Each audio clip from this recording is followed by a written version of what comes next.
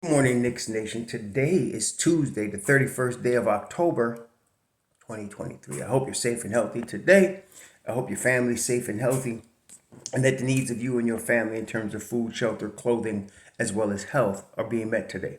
Blessings upon those that work in the healthcare field, along with the first responders who are out here every day risking their lives to save lives, and those also who pick up garbage for us to keep our places clean and disease free, and those that make deliveries of important things like mail, food, and water for our convenience. Double blessings on the men and women that are out here trying to help rescue, deliver, and recover the teenagers and the children that are the victims of child molestation and pedophilia.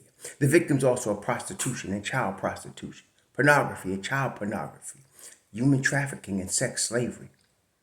Double curses on the perpetrators, the profiteers, and the perverts that create this industry.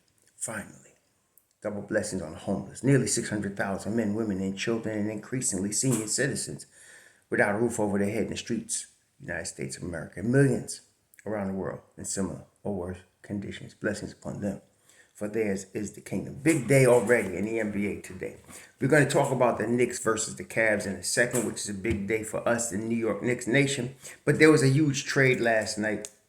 At some point, the 76ers sent James Harden to the Clippers. The Clippers sent Mook or Marcus Morris, Nick Batum, Robert Covington, KJ Martin, multiple picks and swaps for Harden.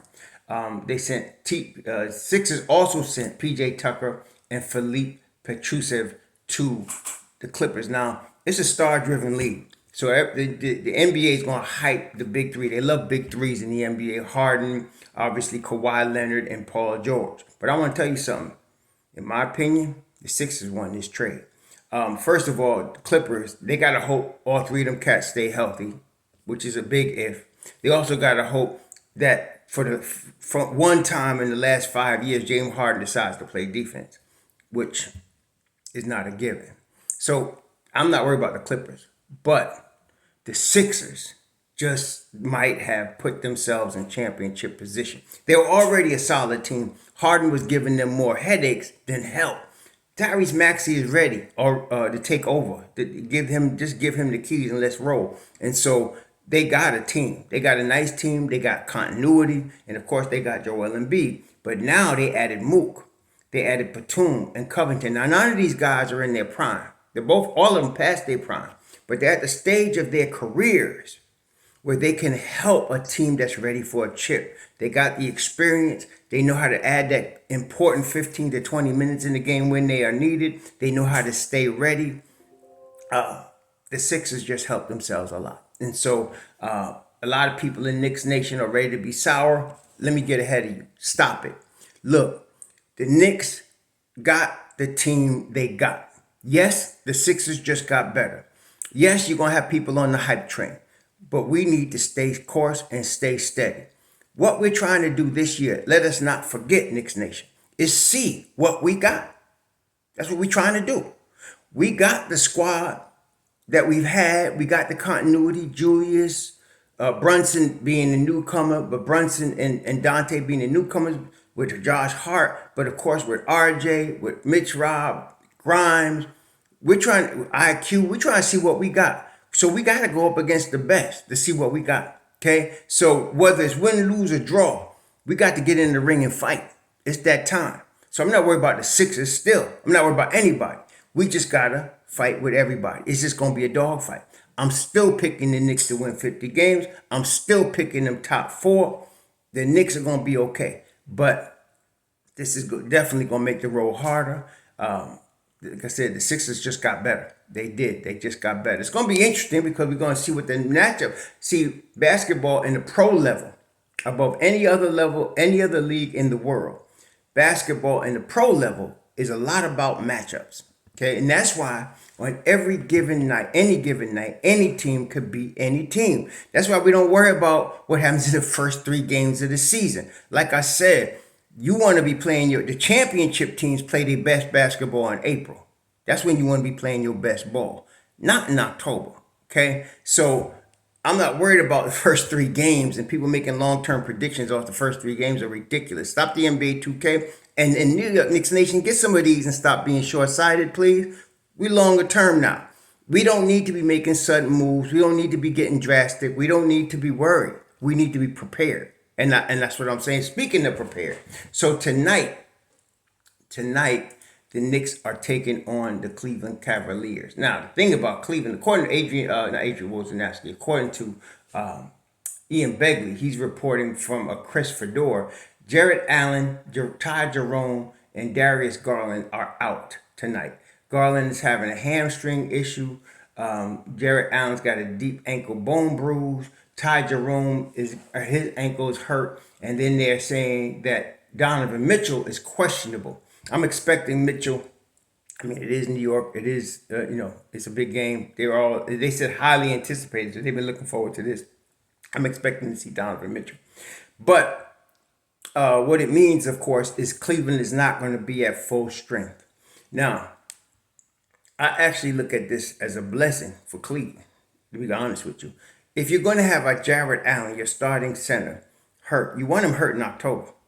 You don't want him hurt in May. Okay? If you're going to have Darius Garland have hamstring issues, you want them in October. You can rest him, you can get him healed, you can come back, okay, and you can get in your flow later.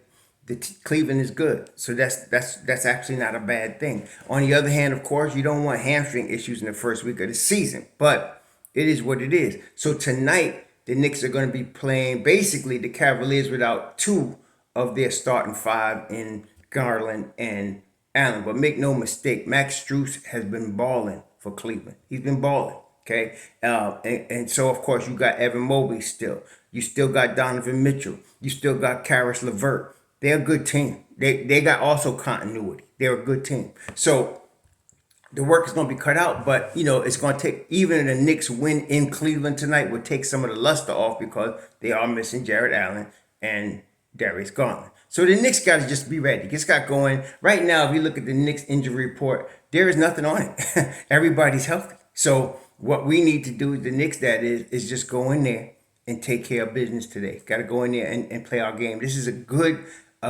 game for the Knicks to get right.